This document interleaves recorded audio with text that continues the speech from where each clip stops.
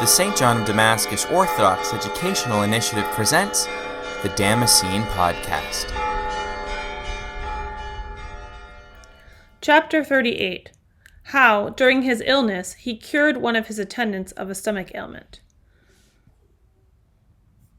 His malady now began to grow upon him, and we thought that the time of his dissolution was at hand. He bade his attendants carry him to his cell and oratory. It was the 3rd hour of the day.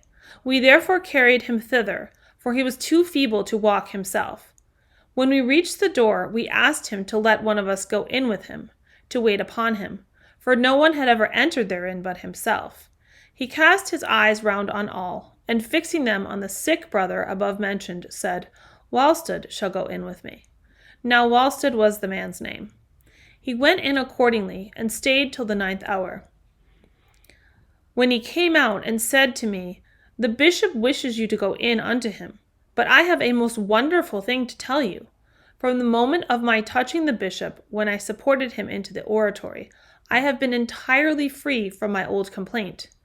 No doubt this was brought about by the effect of his heavenly piety, that whereas in his time of health and strength he had healed many, he should now heal this man when he was himself at the point of death.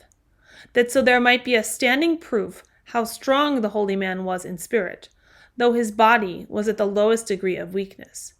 In this cure he followed the example of the holy and reverend Father and Bishop Aurelius Augustine, who, when weighed down by the illness of which he died, and lying on his couch, was entreated by a man to lay his hand on a sick person, whom he had brought to him, that so he might be made well.